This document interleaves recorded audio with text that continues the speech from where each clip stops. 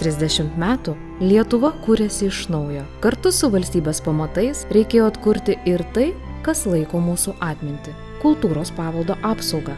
Kultūros paveldas – tai ne tik istorija, apie kurią liudija seni pastatai ar tradicijos. Tai mūsų tapatybė, kuri stiprina ryšius tarp žmonių bei kartų.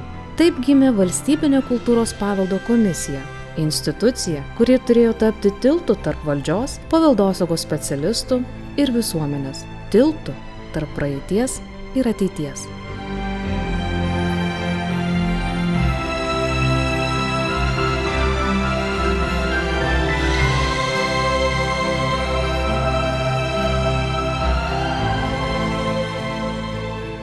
Valstybinė kultūros paveldo komisija yra ekspertė ir patarėja Seimui, prezidentui ir vyriausybei kultūros paveldo politikos apsaugos formavimo klausimais, įgyvendinimo, vertinimo ir gerinimo klausimais. Mes stebime, analizuojame, teikiame išvadas ir rekomendacijas. Mes nesame imperatyvūs. Tai reiškia, kad mes ekspertai ir patarėjai, mes patariam.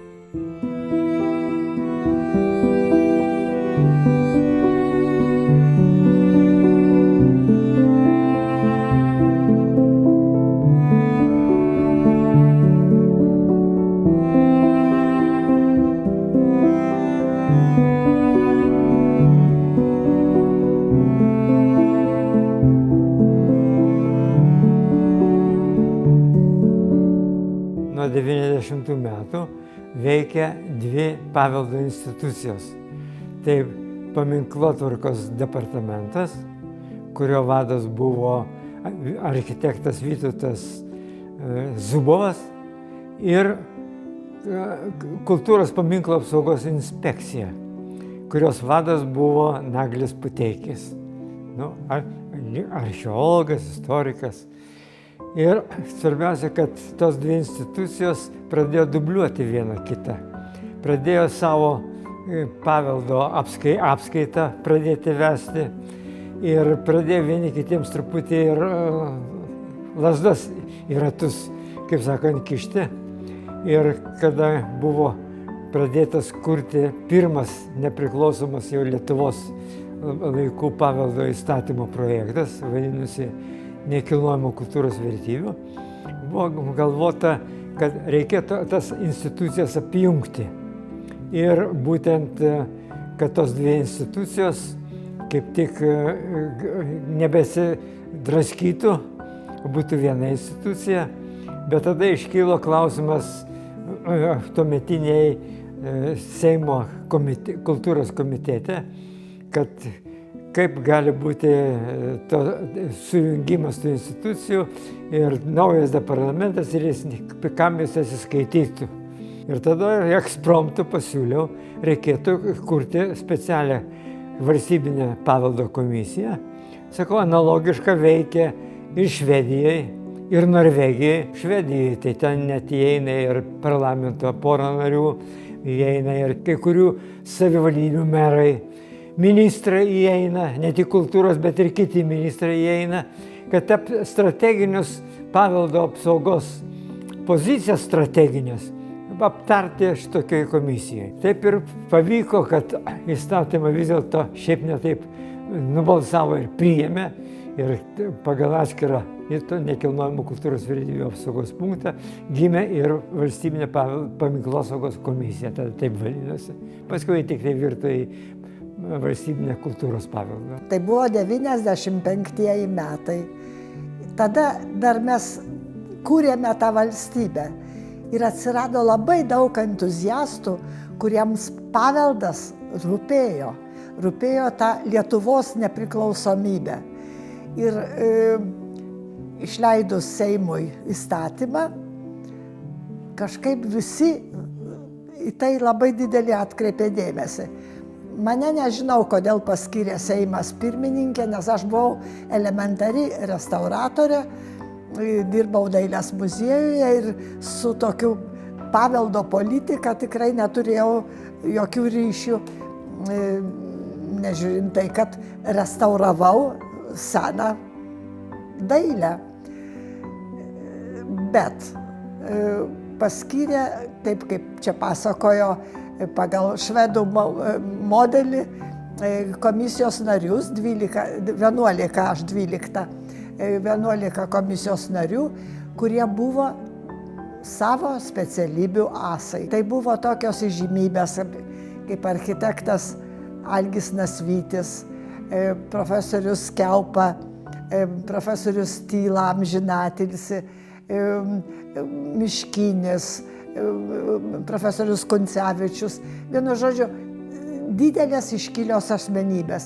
Ir jie visi iš karto matė, ką reikia daryti. Mes važinėjom po visą Lietuvą, žiūrėjom paveldą, koks jis yra, kokį reikia išlaikyti, kaip čia bus. Ir aišku, Vilnių, kuris arčiausiai buvo. Dar prisimenu irgi tas laikotarpis. Skambina man telefonu darbininkas iš Kauno Janonio popieriaus gamyklos. Žinot, mes nežinom, ką čia daryti, atvežė labai daug knygų, bet visos knygos tokios gražios. Ir su parašais, ir su antspaudais. Ir mums reikia, mes dabar jas malsime. Aš iškart sureagavau, aišku. Sėdo mūsų vairuotojas su mūsų paveldėta mašina. Volga buvo su telefonu vidiniu. Nuvažiavo į Kauną ir kiek tik tilpo į tą mašiną, atvežė į Vilnių. Mūsų būstinė tada buvo laikinai Vienuolio gatvėje, kaip minėjau, prie energetikos ministerijos. Iškėlėm tas knygas. Tos knygos buvo visos tarpukario profesorių. Avižienio, tiesiog pavardės, tomai tokie, anatomija. Tarpukario Vytauto didžiojo universiteto, matyt, kitos atlasai labai tokie dideli. Visas tas knygas išdėjom, kur tik galėjom, ant stalų, ant palangių ir sukviečiau Seimo narius. Atėjo Landsbergis, dar tada buvo pirmininku, profesorius Landsbergis, kiti Seimo nariai ir sakau, vat šitaip, vežama malti šitą turtą. Tai buvo didelis efektas. Iš tikrųjų, bent komisija sužibėjo savo tokiu operatyvumu. Visos tos knygos, išskyrus ten, kurias ne, bet 90% knygų visas buvo perduotos į Mažvydo biblioteką. Komisija turėjo nelengvą iššūkį – sukurti pamatinius principus, ką reiškia paveldas nepriklausomoje Lietuvoje. Kiekvienas jų sprendimas buvo pirmas, nuo dvarų apsaugos iki senamiesčių tvarkymo gairių. Tai buvo laikas, kai entuziazmas buvo stipresnis už biurokratiją ir tikėjimas, kad paveldas gali tapti valstybės stuburu. Komisijos veikloje buvo įvairių vingių, bet iš karto pasakysiu, vingiai tie priklauso nuo susidariusios politinės atmosferos tuo metu, kada veikė komisija. Priklausė nuo komisijos narių sudėties, nes kaip ten bebūtų, visą laiką atnaujinimas vyko. Buvo siekiama tokio bendra prasme visais dešimtmečiais pozityvumo. Tikrai taip, kadangi teko būti pradžioje tos komisijos, o paskiau ir vadovauti tai komisijai. Pavyko antram dešimtmetyje, ypatingai pirmo dešimtmečio antroje pusėje, strateginių pozicijų pasiekti atskirais komisijos sprendimais. Nes siekėme tokio bendrų tikslų ir bendros raidos paveldosaugos srityje. Tekdavo ginti savo pozicijas, ginčytis ten su įvairiais ekspertais ir netgi kai kuriais komisijos nariais ar šiais ginti, reikalus, koncepcijos skirdavosi tiesiog. Bet išsiaiškindavo, tai įdomu buvo labai aišku apsilankyti. Atsimenu ten ir tos pirmininkus labai gaila, ir Gražiną Drimaitę, ir Joną Glemžą, su kuriuo esam labai, bet to ir kitais atvejais kolegos. Tai vat, paskui jau tada, kai atėjau jau į pačią komisiją išrinktas, tai čia jau man nebuvo naujiena. Jau jaučiausi taip.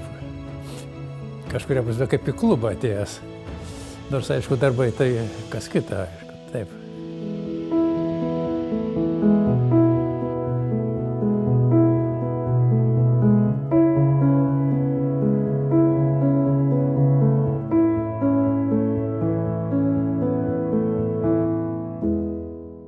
Pirmo dešimtmečio antroje pusėje mes bandėme komisijos savotiškai ir lyg įtaką ir svarbą lyg tai, kaip pasakyti, pabrėžti. Pavyko mums surengti išvažiuojamosius posėdžius į Baltarusiją, į Kaliningrado sritį. Iniciatyva buvo ir į Ukrainą.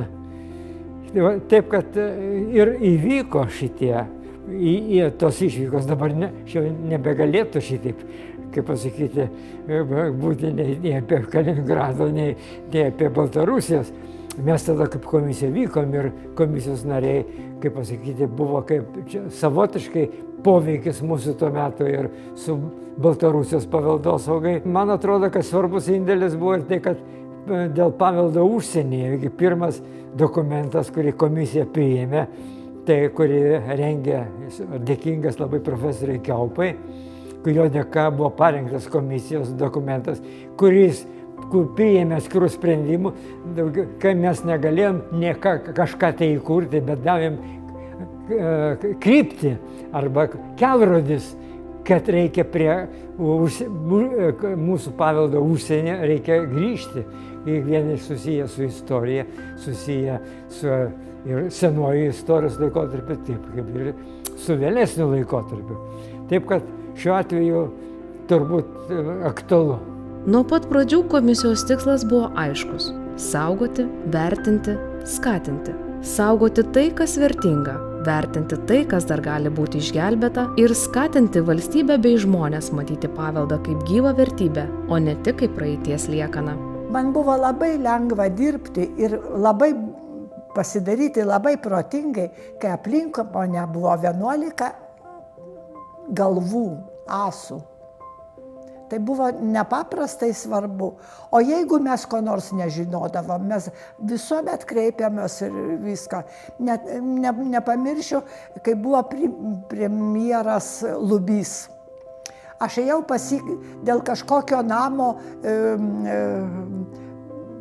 prie Barbakano, ten kažkoks griuvena buvo ir jis kažką ten norėjo daryti, kažkokią užsienio polikliniką ar ligoninę. Aš atėjau, pradėjau aiškinti ir jis man labai ramiai ir pasakė, bet klausykit, jeigu mes šitą namą atrestauruosim ir kiekvieną rytą šaligatvis šalia to namo bus nuplaunamas putomis, ar jūs nenorėtumėt, kad šita vieta būtų tokia graži? Taip, norėčiau.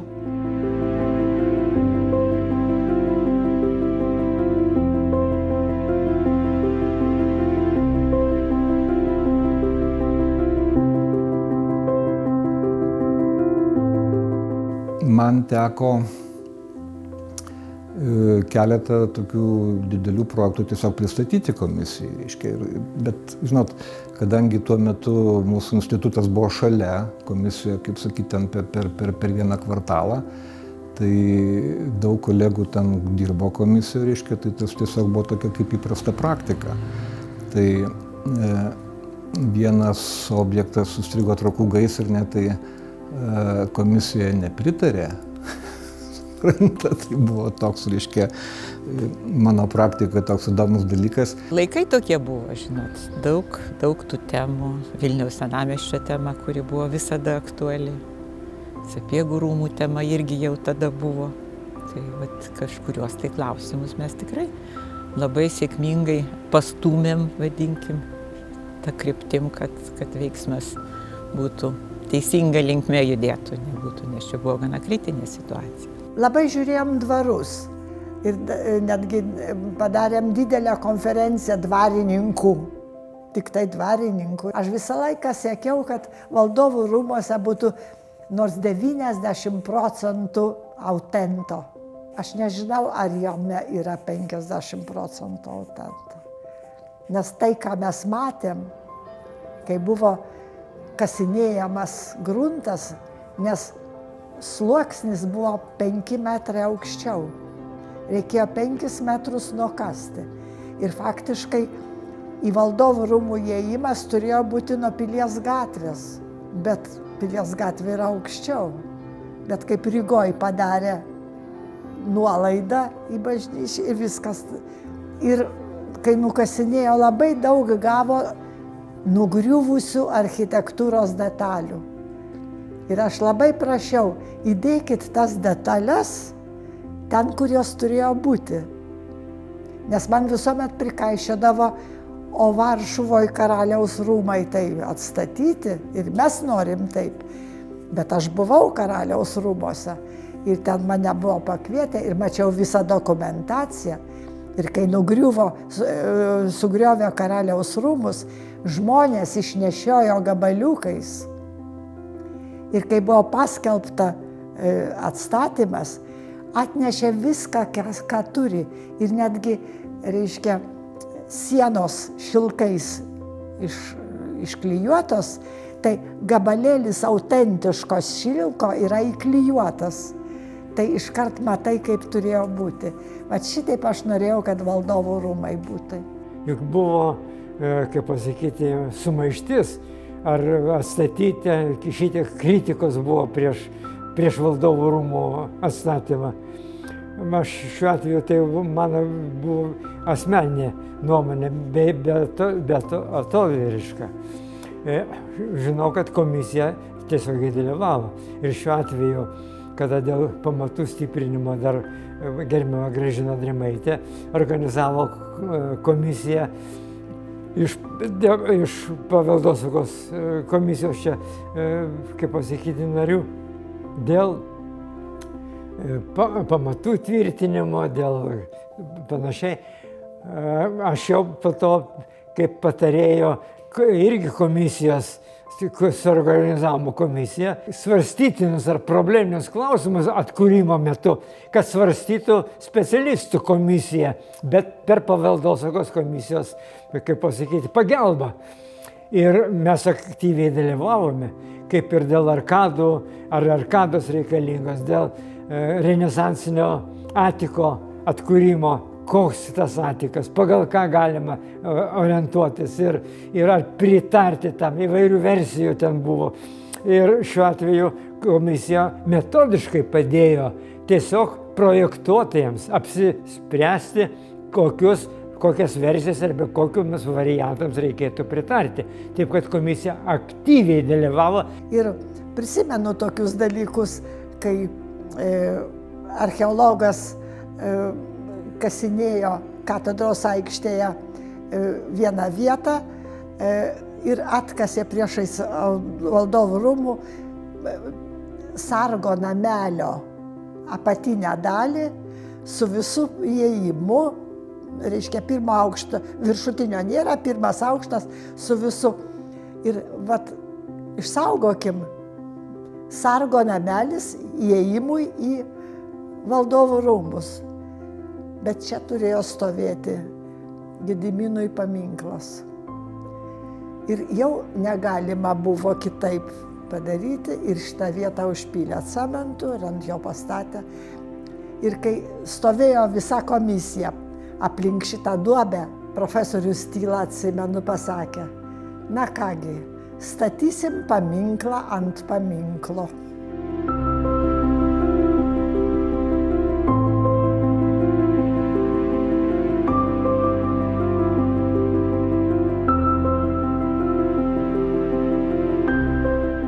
Man atrodo, mes labai išsaugojom Trakų nacionalinį parką. Labai daug, aišku, vadovas buvo, Gintaras labai buvo geras vadovas viso nacionalinio parko, bet iš tikrųjų ten labai daug buvo gerai padaryta viskas. Aš dabar galiu tik prisiminti labai ryškiai vieną momentą, kai aš dar nebuvau visiškai komisijos nariai, dar net neplanavau ir net neįsivaizduoju, kad gal kada nors tokia būsiu visiškai, jau čia turbūt kokių 40 metų vos senumo. Ne 40 meluoju jau čia mačiau. žodžiu, kai buvo suplanuoti Žvyro karjerai aplink Senųjų Trakų piliavietę. Ir jau tas projektas jau buvo labai arti realizavimo ir komisija tik pradėjo savo veiklą.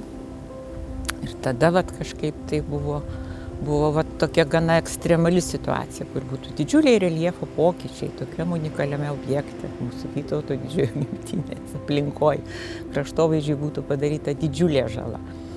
Antras atvejis yra Sapiegų rūmų atgaivinimo atvejis. Čia irgi Valstybinės kultūros paveldo komisijos veikla ypatingai buvo reikšminga. Tai tokie, kur ant ribos atsiduria kažkoks labai svarbus objektas, tai iš tiesų yra reikalinga komisija, nes jos sprendimas jau yra šiuo atveju. Ypač dar po to, jeigu jis įgauna kažkokius tolesnius veiksmus, o ne tik tai lieka popierium, tai tada manau, kad tai yra labai prasminga.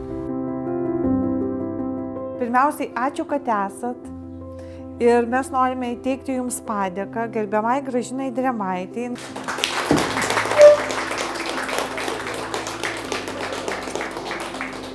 Nes, Jūs tikrasis paveldo komisijos tėvas, krikštatėvis.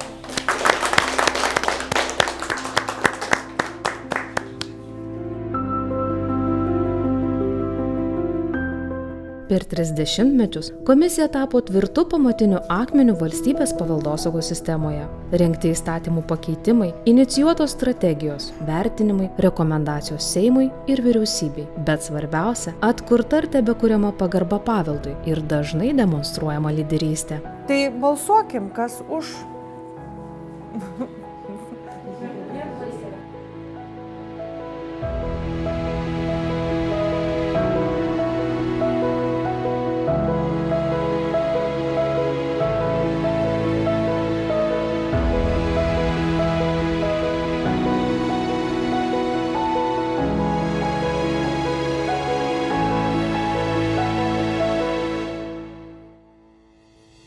Matant, kas vyksta šiandienos pasaulyje ir suvokiant, kas tai yra istorija, kas tai yra paveldas, kaip kiekviena valstybė irgi dėlioja tam tikrus akcentus savo istorijoje, tai akivaizdu, kad tai nėra vien, tarkim, politikų reikalas. Yra be galo svarbu, kad būtų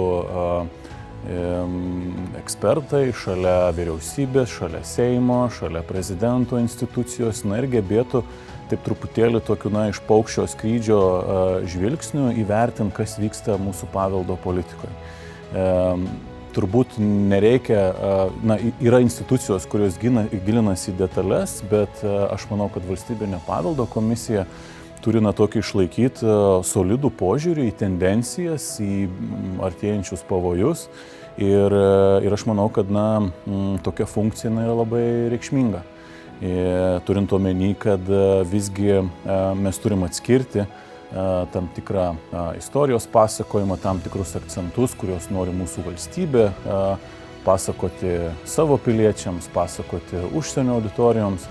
Ir aš manau, kad būtent tokių ekspertų komanda yra labai reikalinga ir prasminga. Tai yra mūsų valstybės ir saugiklis, ir garantas, kad mūsų paveldas bus išsaugotas, sutvarkytas ir liks ateinančiam kartom. Ir tie žmonės, kurie dirba Valstybinėje kultūros paveldo komisijoje, tikrai atsakingai žiūri į savo darbą, į savo pareigas. Ir ne tik tai, kad jas atlieka savo ekspertiniam lygiai, bet jie žiūri labai valstybiškai. Komisijos reikšmę kaip nors pervertinti būtų labai sudėtinga. Ir ne tik paveldosaugoje, aš sakyčiau, visame Lietuvos politinėme žemėlapyje, nors ta organizacija nėra politinė, bet ji labai aktyviai veikia būtent politinėme tame lauke, nes ji pataria tiek Seimui, kuriam yra atskaitinga, tiek prezidentui, tiek ir vyriausybei. Tai reiškia, kad tie žmonės, kurie susibūrė į tą komisiją, turi ypatingą galią.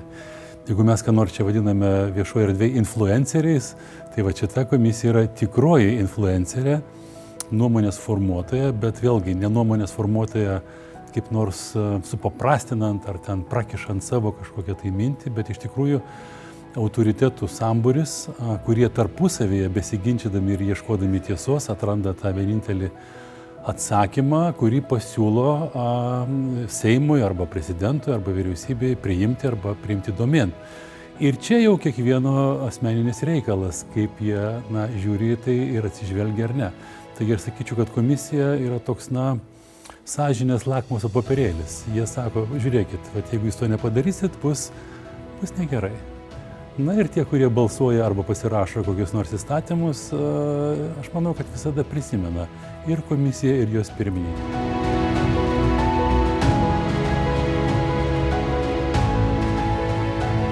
Numatytas pusvalandis Valstybinės kultūros paveldo komisijos pranešimui apie kultūros paveldo apsaugos raidą, būklę ir pažangą. Į tribūną norėčiau pakviesti pirmininkę docentę daktarę Vaidutę Šiglienę. Pokyčiai yra būtini ypač dėl paveldo vadybos. Kultūros paveldo apsaugą reglamentuojantis aktai yra sudėtingi, ne visuomet tarpusavėje dera ir dažnai sunkiai praktiškai taikoma. Seimui svarstyti jau yra pateiktas nekilnojamo kultūros paveldo apsaugos įstatymas. Paveldo komisija dalyvavo rengiant nekilnojamo kultūros paveldo apsaugos įstatymo projektą, bendradarbiavo su kultūros ministerija, teikė pastabas diskusijose. Įstatymo projekte aiškiai atskirtos kultūros paveldo departamento ir savivaldybių funkcijos. Pakeistos objektų registravimo kultūros vertybių tvarkos, pašalintas prieštaravimas tarp koks kultūros paveldas yra pagal sandarą ir koks yra registruojamas kultūros vertybė. Kultūros paveldo autentiškumas yra duotybė, dėl kurios saugome paveldą, suprantame, kodėl jis mus įkvepia, kodėl jį vadiname savu. Jis žadina vaizduotę, leidžia pažinti istoriją, jausti laiką. Ir įstatymo projekte ypatingas dėmesys yra skiriamas priemonėm, kurių pagalba iš tikrųjų galima išsaugoti paveldo autentiškumą. Patikslinta autentiškumo samprata atsižvelgiant į UNESCO terminologiją vadinama vientisumo sąvoka. Šiandien kultūros paveldo apsauga neįsivaizduojama be svaraus komisijos indėlio. Tai ne tik ekspertai, tai ne tik patarėjai, bet ir vis labiau ryškėjantis lyderiai, kuriems paveldas ir jo išsaugojimas yra vertybė, kuri vienija, įprasmina ir išlaiko tautos vienybę.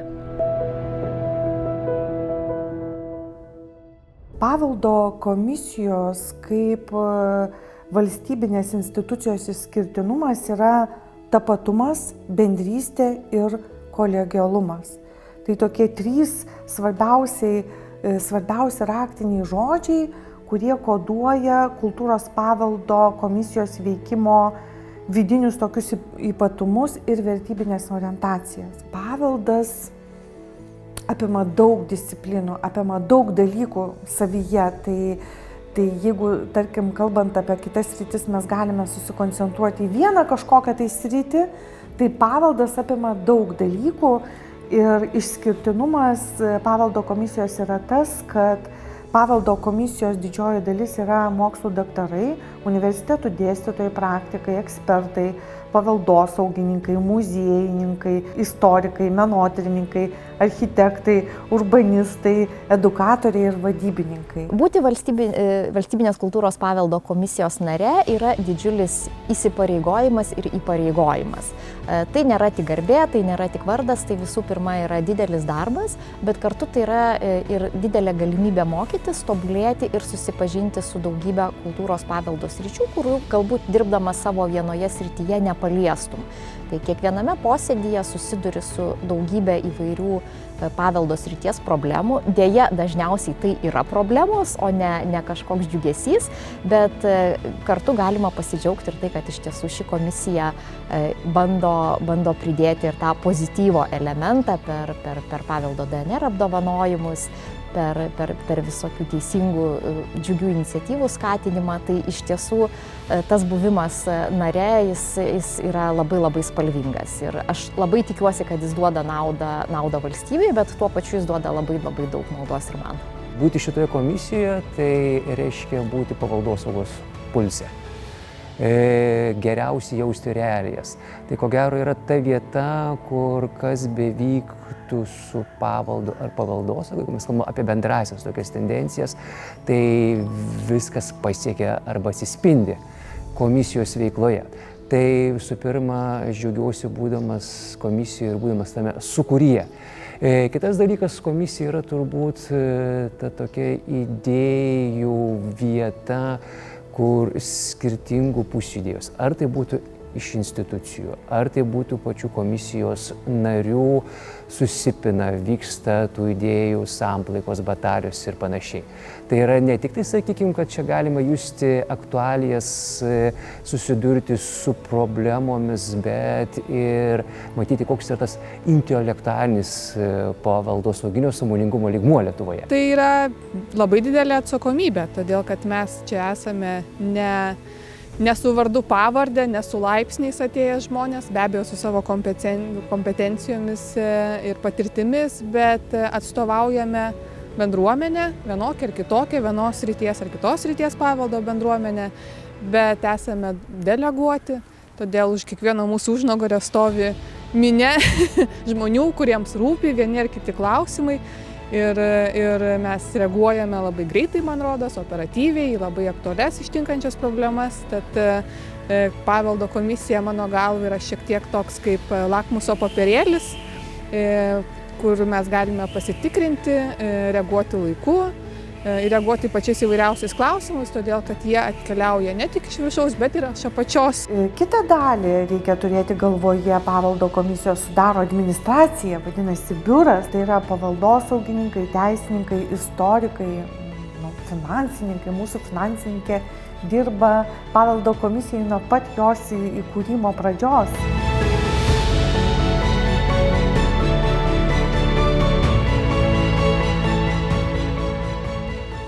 30 metų – brandos laikas tiek žmogaus gyvenime, tiek institucijos veikloje.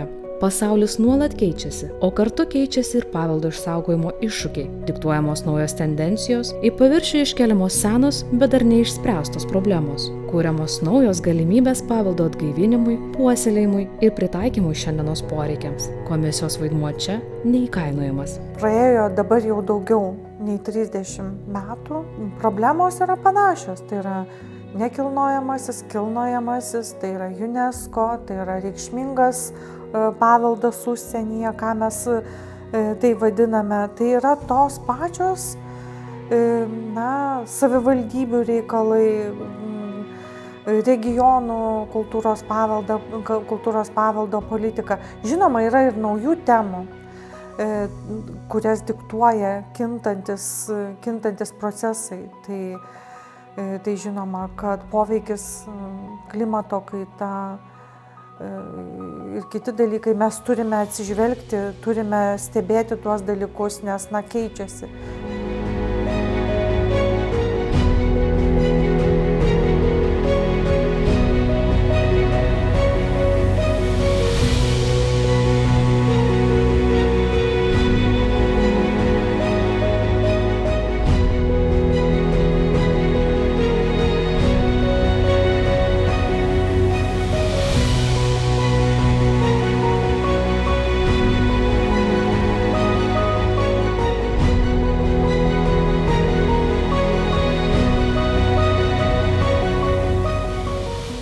Turime pasižiūrėti ir tęsti tuos labai svarbius darbus, juos identifikuoti. Žinoma, visada pati aplinka leidžia reaguoti ir privalom reaguoti tai, kas vyksta.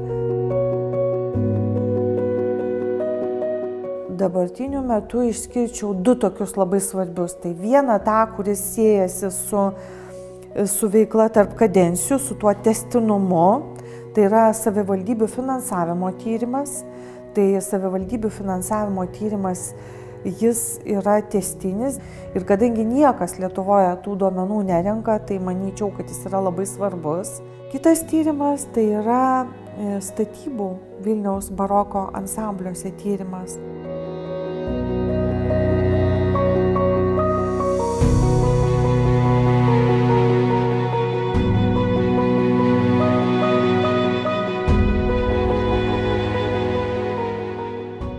Baroko ansambliuose vykdomos statybos sukėlė ir tebekelia didelį rezonansą visuomenėje ir paveldosaugos institucijoje. Remiantis turimą informaciją galime tvirtinti svarbiausią dalyką, kad investuotojai, pirkdami pastatus ir sklypus, žinojo, jog įsigyja turtą, kuriam taikomi papildomi apribojimai ir apsauga. Viešo aukciono metu paveldosauginiai saugikliai buvo nustatyti, tačiau po privatizacijos tų reikalavimų nesilaikyta. Kaip matysime toliau, jie buvo tikslinami ir keičiami projektų vystytojams naudinga linkme. Mano vertinimu ir komisijos vertinimu yra toks vienas turbūt svarbesnių nulemiant esamą rezultatą, kad formaliai saugikliai įvardyjami, o jų išpildymas jau interpretuojamas selektyviai ir tendencingai. Atvejų tyrimai parodė, kad tiek projektuojant architektų bendruomenę, tiek Vilniaus miesto savivaldybės bei valstybės institucijų specialistai, dalyvaudami konkursų procesuose, nepakankamai atsakingai formaliai žvelgia į paveldosaugus reikalavimus. Galima kalbėti apie šių dienų aktualijas, tai pavyzdžiui, Bokšto gatvė 21, tas kvartalas, kurį visais įmanomais būdais bando pastatyti ir dabar išduotas leidimas prieš savaitę. Tai tas komisijos darbas būtent dėl konkretaus šito objekto, jisai buvo labai ryškus ir tikrai buvo išgrynintos visos egzistuojančios problemos ir visi galimi sprendimo būdai. Tai nes žinant vėl ir kitus, įsivaizduosim, burbulus arba kitas organizacijas arba institucijas, tai tikrai ten yra komentuojamas komisijos darbas ir kai kada kai kuriais atvejais būna, kad pakankamai griežtokai, supykčiu truputėlį, kad lenda, kad čia kažkaip tai trukdo dirbti arba rašinėja visokius raštus.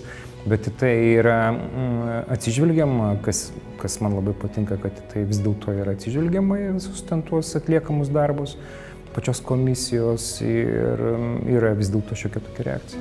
Lietuva maža šalis didelių vertybių. UNESCO pasaulio paveldo objektai – tai mūsų kultūros vizitinė kortelė pasauliui. Vilniaus istorinis centras, Kernavė, Kuršių nerija, Struvės geodezinis lankas, modernistinis Kaunas. Tačiau įtraukimas į UNESCO pasaulio paveldo sąrašą nėra pabaiga. Tai įsipareigojimas. Komisija primena, kad šios vertybės turi būti ne tik įrašytos sąrašuose, bet ir realiai saugomos, prižiūrimos, perduodamos ateičiai. Valstybinė kultūros paveldo komisija sistemingai analizuoja, kaip Lietuvos Respublika vykdo UNESCO konvencijoje nustatytus įsipareigojimus ir užtikrina UNESCO pasaulio paveldo sąrašą įrašytų vertybių įgyvendinimą. Aš manau, kad kiekvienas moksleivis mokykloje, kiekvienas studentas, bestudijuojantis Lietuvoje, turi žinoti, ką mes turim. Tiek kalba yra apie Kernavę, apie Kuršių neriją, apie kitus mūsų pasaulio stebuklus, sakykime, kurie yra Lietuvoje. Tai yra be galo svarbu. Ir aš manau, kad tą procesą, sakykime, ypatingai pastaruoju metu kėlė komisija kultūros paveldo ir matyt tas įstatymo redakcija, kuri buvo padaryta 17 metais, kad tas aktualizavimo procesas, jis turi vykti, jį turi inspiruoti, sakykime, kai kurios institucijos ir ieškoti tų bendraminčių. Lietuvos paveldas nesibaigia ties valstybės sienomis. Bažnyčios, kapinės, paminklai, archyvai. Nuo Čikagos iki Punsko. Komisijos rūpestis, kad šis paveldas būtų atpažintas mūsų tapatybės dalis. Čia ji ryškiausia lyderė, ankstesnių kadencijų pradžioje tik atkreipusi dėmesį, o dabar diktuojanti šio paveldo išsaugojimo svarbą. Nes tai mūsų istorijos išeivija. Ji liudija, kad Lietuva ne tik teritorija, bet ir bendruomenių pasaulis. 2004 metais paveldo komisija parengė sprendimą dėl Lietuvai reikšmingo nekilnojamo kultūros paveldo esančio užsienyje atpažimo principų ir kriterijų, kurie 2005 metais buvo patvirtinti kultūros ministro. 2018 metais buvo sukurta duomenų bazė kaip paveldo sklaida ir išraiška. Pastaraisiais 2 metam atsitiko atvirkštinis procesas. Mūsų projektas, kaip minkštoji veikla ir įvairių aplinkybių dermė atvedė mus prie 2023 metų paveldo komisijos sprendimo dėl Lietuvai reikšmingo kultūros paveldo esančio užsienyje apsaugos politikos. Lietuvai reikšmingas paveldas užsienyje prisideda prie labai svarbių tikslų, tai yra prie tautinės tapatybės, kultūros, istorijos ir norime, kad visi lietuviai, tiek gyvenantis Lietuvoje, tiek kitose šalise, pažinotų, saugotų, didžiuotųsi savo paveldu, kuris randasi ne tik Lietuvoje, bet ir galima aptikti visame išsibarsčiusiame pasaulyje. Kalbant apie lietuvių palikimą Jungtinėse Amerikos valstijose, ko gero reikėtų pradėti nuo to, kad tai yra daugiasluoksnis palikimas. Ir daugiasluoksnis visų pirma istorinė prasme. Tai be abejo ryškiausias palikimas siejasi su bažnyčiomis ir vienuolynais. Čia nėra abejonės. Paprasčiausia, būtent į šitą kategoriją yra investuojamas didžiausias lėšų kiekis, ir natūralu, jie yra patys įspūdingiausi projektai. 2024 metais, tai yra šiais metais, Paryžiuje atsirado Lietuvos sodai. Tai paveldą kūrėme ir šiandien. Ir tai yra pirmoji vieta Prancūzijos sostinėje, kurios žodis Lietuva skamba taip. Ir tai yra labai svarbu, nes tas skveras yra tiesiai priešais istorinę ambasadą, kuri iš Lietuvos buvo atimta.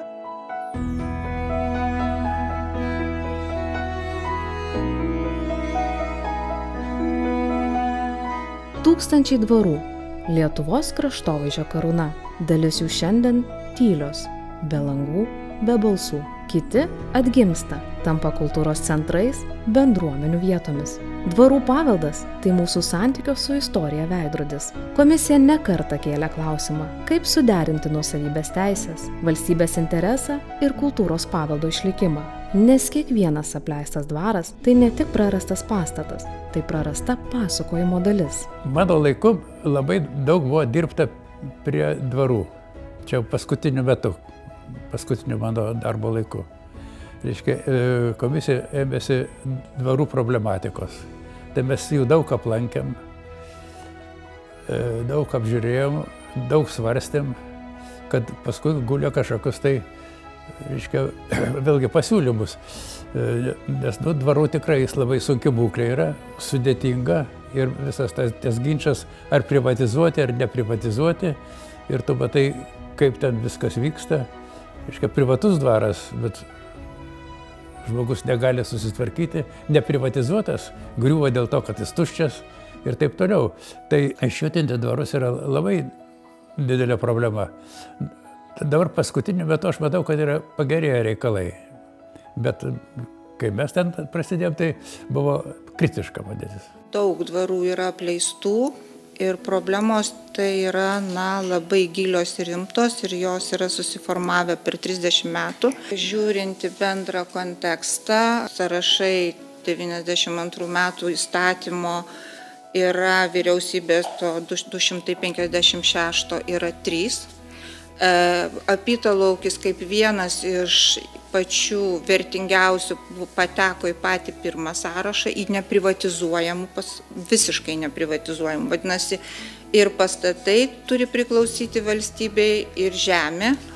Antras sąrašas buvo sudarytas ten, kur tik tai pastatai gali priklausyti daug kam, bet žemė yra neprivatizuojama teritorija. Trečias sąrašas – privatizavimas su sąlygomis, griežtais nustatytomis sąlygomis. Iš tikrųjų, dvarų situacijai paveldo komisija skiria ypatingą dėmesį. Kartu sudėjus, tai beveik visos kadencijos darbas yra, kad mes ir ištyrėme, ir važiavome. Labai svarbu tokį dvarų tyrimam sprendimą įregistravome ir kartu su prezidentūra, dalyvavom prezidentūros dvarų forume ir mūsų iniciatyva, kartu su kitom institucijom šiandien mokslo taryboje yra svarstoma galimybė turėti dvarų tyrimus. Tai jeigu šitas projektas bus realizuotas, tai yra labai apčiuopiama. Ir jeigu jis bus realizuotas, tai bent jau dvarų sritis, tai to, ko mums nepavyko išsaugoti. Ir iš tikrųjų labai skaudu, kad jūs įsivaizduokite, taip mes dabar nepriklausomybės pradžioj, tarkim, mes gauname raštus ir mums rašo raštus, sako, kad žiūrėkite, nepriklausomybės pradžioj šitie objektai visai dar buvo gyvi, o šiandien jie jau nebeišsaugoti. Tai nelabai yra normalu, ar ne? Tai tikriausiai Lietuva niekada nebus tokia turtinga. Taip, jinai labai turtinga iš savęs, kad jinai turi tiek daug paveldo ir gali didžiuotis tuo palikimu. Tačiau nekilnojamo kultūros paveldo tvarkyba yra labai brangus procesas ir greičiausiai, jeigu mes tikimės, kad tik valstybė galės jį išsaugoti, to tikrai neužtenka. Neturime fondo, neturime mecenatystės tokių galimybių. Galbūt ir ne visi miestai pakankamai dėmesio skiria savo paveldui. Taip pat regionų politika irgi truputėlį turėtų keistis, kad pirmiausiai paveldą turi identifikuoti tie žmonės, kurie gyvena tose vietose ir sakyti, kad tai yra mano paveldas ir aš jį noriu saugoti. Paveldas – tai ir vertybės, ir nesibaigianti diskusija. Kas komisijos veiklos pradžioje atrodė jau išspręsta, praėjus keliems dešimtmečiams atgyjo naujai. Kai atkuriama valstybė, kyla klausimas, ką reiškia atkurti? Valdovų rūmų atkūrimas – vienas iš labiausiai visuomenę sujaudinusių sprendimų. Vieniems – valstybės orumo simbolis, kitiems – bandymas perrašyti istoriją. Komisijos diskusijos dėl šio projekto tapo lakmusu, kaip Lietuva suvokia autentiškumą ir istorinę atmintį. Nes paveldas tai ne sienos, tai vertybės, kurias turime suprasti. Nereiktų sieti būklės su atstatymu arba su neatstatymu. Kalbant apie patį atstatymą ar atkūrimą, be abejo, kad tai yra labai daugiasluoksnis klausimas, jis tikrai yra labai komplikuotas. Mano požiūris yra tas, kad mes kaip paveldo komisija mes svarstom labiau visgi prioritetas turi būti teikiamas esamam išlikusiam autentiškam paveldui ir mes turbūt ten turėtume sakyti, kad lėšos ir visi kiti ištekliai turėtų pirmiausia eiti ten. Dabar pati atstatymo idėja, kolegos tikrai žino, aš nesu už istorijos perkūrinėjimą ir gražinimą.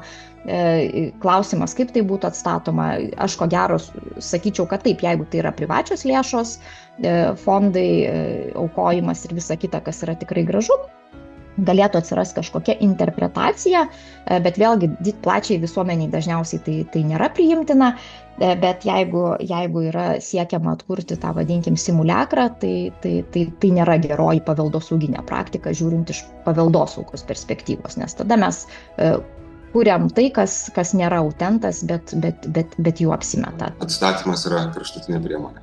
Tai tikrai niekada niekas ir niekur nerekomenduoja atstatyti. Bet aišku, yra išimčių ir mes valdovų rūmus turim. Tų klausimų yra daugiau ir Klaipėdos čia niekas nepaminėjo. Tai šiaip jau, jeigu nutartume, kad tai yra ta kraštutinė, sakysim, poreikis, tai galbūt ir būtų galima apie tai diskutuoti. Bet aš esu labiau tų nepalaikančiųjų filosofinė prasme, apskritai jokių atstatymų. Paveldas prasideda nuo pažinimo. Jei vaikas supras, kodėl svarbus senas pastatas, jis užaugs žmogumi, kuris saugos. Komisija siekia, kad paveldas taptų švietimo dalimi, kad istorijos pamokos vyktų ne tik klasėse, bet ir tikrose vietose, nes tik žinodami mes galime saugoti. Svarbu pasakyti dar ir tai, kad labai svarbu ir skleisti žinias ir kalbėti ne vien apie blogus dalykus.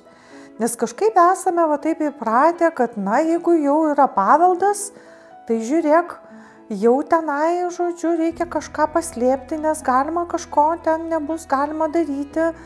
Ir kažkoks tai blogas yra susiformavęs, neteisingas požiūris. Mes tikriausiai nuo mažų dienų vaikam turim skiepyti visai kitokį požiūrį ir mokykloje, galbūt neatsitiktinai ir mūsų komisijos dėmesys yra skiriamas būtent švietimo integralumui. Paveldo problema visuomenėje pastaraisiais dešimtmečiais yra ta, kad dažniausiai, kai kalbama viešumoje apie paveldą, kalbama neigiamai apie kažkokį skandalą, lėšų trūkumą, kažkas nugriuvo, kažkas kažką pažeidė, nusižengė ir taip toliau.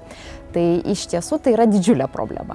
Bet kartu pastaraisiais metais atsiranda vis daugiau pozityvo. Keliami dvarai, atsiranda privačių iniciatyvų, atsiranda bendradarbiavimo tarp viešojo privataus sektoriaus ir taip toliau. Tai aš manau, kad visuomenės sąmoningumas jis tikrai didėja. Ir tai nėra tik tai tas iš viršaus nuleista prievolė, kad reikia tvarkyti, nes kitaip nubaus, tačiau tai yra tas prigimtinis noras pažinti, o po pažinimo ateina ir noras rūpintis. Tai aš manau, kad situacija paveldo srityje tikrai gerėja ir tikėkime, kad taip ir tęsis. Neperdodama krauju, neperdodama mokyklai, gal per menkai perdodama tas suvokimas. Pats suvokimas, kad turi išsaugoti tai, o nesugriauti tai, kas tavo tėvų, senelių, prosenelių ir per amžius padaryta. Kažkodėl visi supranta, kad paveldas tai yra tas ne visi dalis, kad paveldas yra trukdis. Čia turbūt šitą stereotipą reikia pakeisti visuomenėje ir suvokti, kad čia mūsų visų. Jeigu visuomenė, kurio nematome reikšmės, kaip žmogus sergantis Alzheimerio.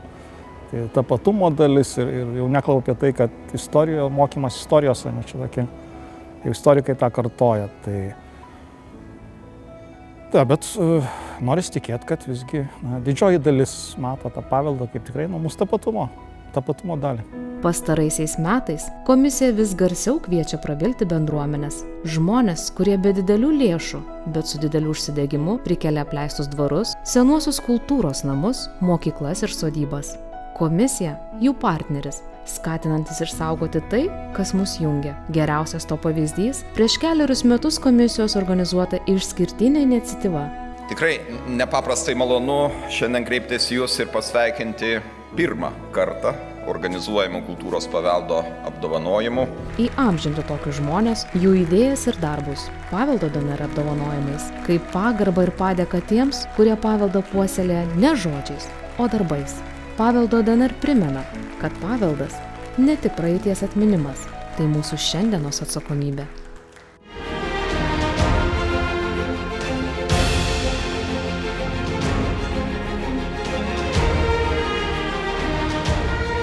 Inovatorių slėnis yra organizacija, nevyriausybinė organizacija, įsikūrusi kaimiškoje teritorijoje Antalieptėje. Ir mes bandome plačiai žiūrėti į visos kaimiškos teritorijos prikėlimą ir joje skirtingų socialinių, kultūrinių, aplinkosauginių iniciatyvų kūrimą, pilotavimą ir galbūt mūsų motyvas yra labai įkvėpti kitas Lietuvos kaimiškas teritorijas, kurti sumanius kaimus, kurti pažangius kaimus ir įkvėpti tokiam kaimų renesansui. Mums reikėjo labai kultūros paveldo, nes kultūros paveldas savaime traukia žmonės ir tu šitų dalykų nenusipirksi. Tu gali pastatyti naujausius pastatus, visą kitą, bet tu istorijos nenusipirksi.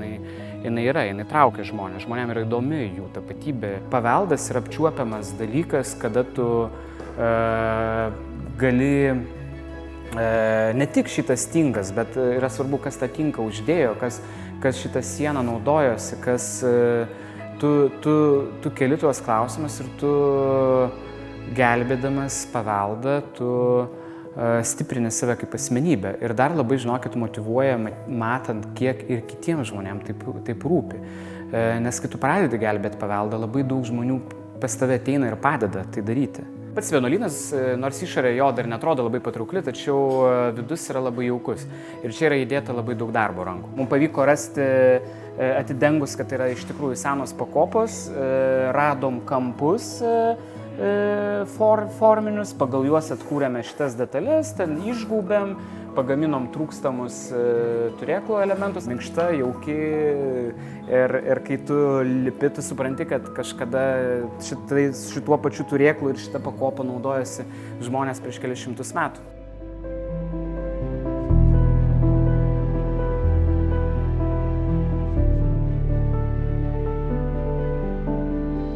koks būtų gyvenimas be dvaro?